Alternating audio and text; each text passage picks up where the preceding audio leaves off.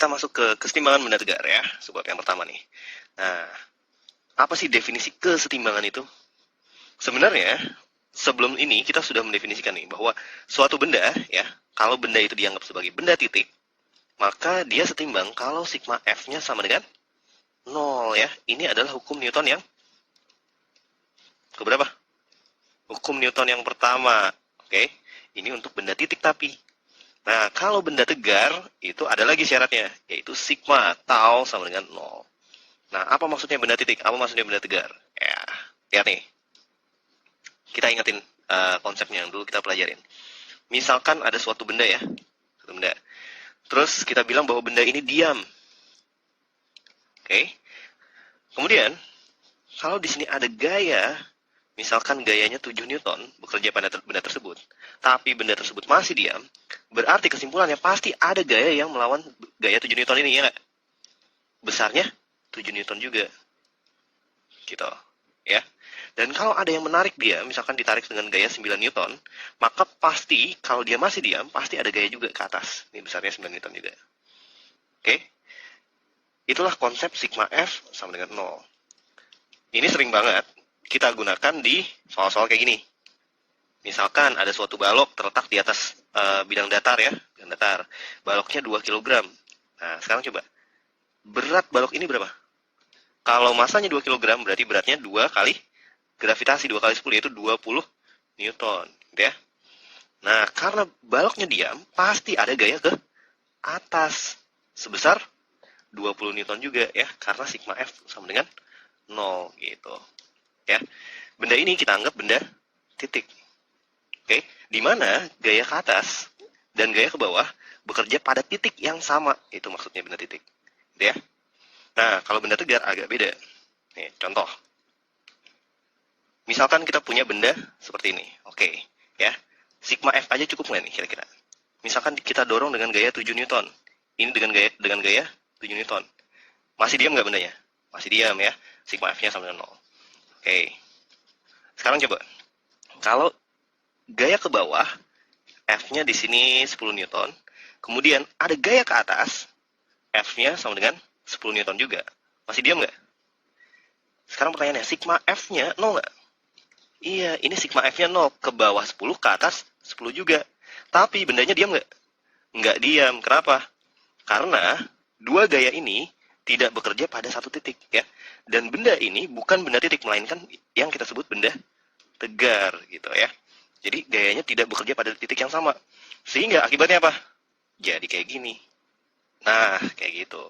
Nah, jadi selain sigma F sama dengan 0, masih ada lagi satu elemen, yaitu adalah torsi, yaitu tau gitu ya. Pada kasus ini, torsinya tidak sama dengan 0 pada kasus ini. Oke, nah tentang torsi itu apa? Ya, kita bahas di slide berikutnya ya. Kita masuk ke konsep torsi ya. Nah, torsi itu simbolnya itu adalah tau. Oke.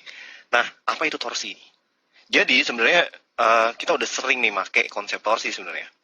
Contoh, nih di pelajaran SD, waktu itu pasti pernah dong belajar yang namanya pesawat sederhana.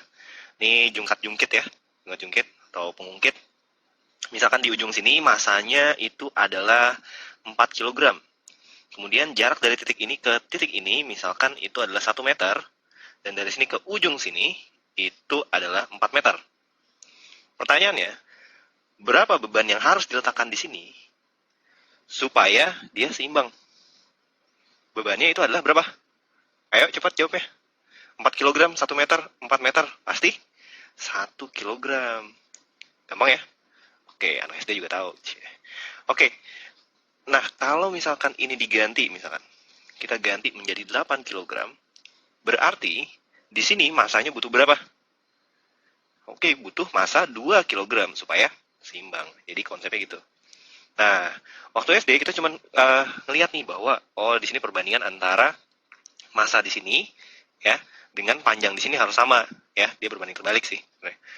Oke, kita cuma lihat kayak gitu doang. Nah, sebenarnya itu adalah dasar banget untuk mengerti konsep torsi. Apa itu torsi? Torsi itu adalah perkalian antara gaya dengan jarak apa ya namanya? Dengan R-nya. Jarak R-nya. Jadi gue tulis dulu aja rumusnya. R kali F. Ini adalah torsi. Jadi sebenarnya yang kita kalikan itu bukan masanya, tapi gaya, yaitu gaya apa? Gaya berat. Kalau masanya 8 kg, berarti gaya beratnya itu adalah 80 Newton. Ya. Nah, kalau ini masanya 2 kg, berarti gaya beratnya itu adalah 20 Newton. Nah, sekarang kalau kita mau menghitung torsi dari benda 8 kg ini, ya, torsi yang pertama, itu tinggal apa? Ya udah, R itu adalah jarak dari sini, 1 dikalikan dengan 80. Jadi torsinya itu adalah 80 Newton meter. Inilah torsi gara-gara benda 8 kg. Nah, tapi hati-hati, torsi itu juga punya arah, ya. Oke, karena titik tumpunya adalah di sini dan gayanya itu adalah ke sini, maka torsi yang diakibatkan oleh gaya ini arahnya itu adalah berlawanan dengan jarum jam, ya. Nah, kalau berlawanan dengan jarum jam, kita ambil dia positif. Oke, gitu ya konsepnya. Nah, sekarang untuk torsi yang kedua. Torsi yang kedua, itu gayanya itu adalah 20 Newton. Dan R-nya itu adalah 4. Dari sini adalah 4. Berarti kalau gitu torsinya itu adalah 4 kali 20. Ya. Tapi dia arah torsinya kemana? Oh, karena ini pusatnya, ini gayanya ke bawah, berarti arah torsinya ke sini ya. Set. Gitu ya. Oh, berarti dia, kalau kayak gini, searah atau berlawanan jarum jam? Searah jarum jam, berarti dia negatif ya, min 80 Newton meter. Nah, pada sistem ini, sigma torsinya, yaitu adalah torsi 1 tambah torsi 2, itu sama dengan 80 dikurang 80 sama dengan 0. Makanya dia seimbang, gitu ya. Dia seimbang karena sigma F-nya sama dengan 0 ya. Jadi di sini nanti ada gaya normal, karena ke bawah 80, 80 plus 20, pasti gaya normal ke atasnya 100 gitu ya. Sehingga mengakibatkan sigma F-nya sama dengan 0. Kedua, hubungan antara mereka berdua mengakibatkan sigma torsinya itu sama dengan 0. Ini yang mengakibatkan dia seimbang ya. Jadi itu konsep torsi.